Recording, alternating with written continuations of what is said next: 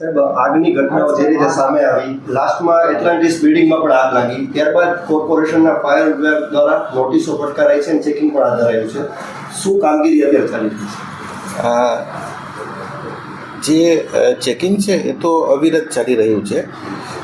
જે તે સમયે ટીઆરપીની ઘટના પછી સરકાર તરફથી એક એસઓપી રાજકોટ મહાનગરપાલિકાને મળેલ છે અને એ જ એસઓપીમાં થોડા લોકલ આંશિક ફેરફાર કરીને રાજકોટ મહાનગરપાલિકાએ પોતાની અલગ એસઓપી બનાવેલ છે અને એ એસઓપી મુજબ ચેકિંગ અવિરતપણે ચાલુ હતું જ.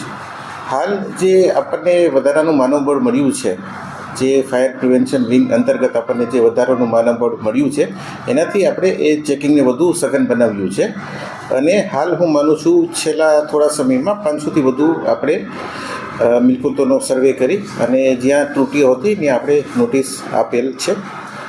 આ પ્રક્રિયા નિરંતર ચાલુ રહેશે અને જ્યાં ત્રુટીઓ મળશે ત્યાં અમુક નોટિસ બાદ આપણે કાર્યવાહી કરવાની ફરજ પડશે. સર, એટલાન્ટિસ બિલ્ડિંગમાં જે રીતે 10-10 વર્ષથી એનઓસી રિન્યુ નહોતું થયું, હવે આવો કંઈ સામે આવશે તો કોઈની શિરશરમ નહીં રાખે એ વાત સ્પષ્ટ છે. એટલે એટલાન્ટિસ બિલ્ડિંગમાં પણ આપણે 2 નોટિસ તો ઓલરેડી આપેલી હતી. એટલે આપણી જાણમાં હતું, એ લોકોની બી જાણમાં હતું જે થયું. પરંતુ હવે જો આ કોઈ પણ હાઉસિંગ કોલોની કે એનું એઓપી હોય કે માલિક હોય એમના તરફથી જો પ્રત્યુત્તર નહીં મળે કે કાર્યવાહી નહીં થાય તો પછી આપણે કાયદા જે ફાયર એક્ટ છે એ મુજબ આપણી પાસે જે સત્તા એટલે થયેલ છે એ મુજબ કાર્યવાહી કરવાની ફરજ પડશે. મેજરલી કઈ ત્રુટીઓ દેખાય છે બાંધકામમાં અલગ અલગ છે? ફાયરની દ્રષ્ટિએ હાલ જે હાઇટન સિસ્ટમ લગાવેલ હોય તે કાર્યશીલ ના હોય, એનઓસી રિન્યુ થયેલ ના હોય અથવા બીજી કોઈ બી, તો દરેક મિલકત ઉપર અલગ અલગ પ્રશ્નો હોય છે. એનઓસીની બી પ્રક્રિયા સરકારે ઘણી સરળ કરી દીધી છે રિન્યુઅલ માટે.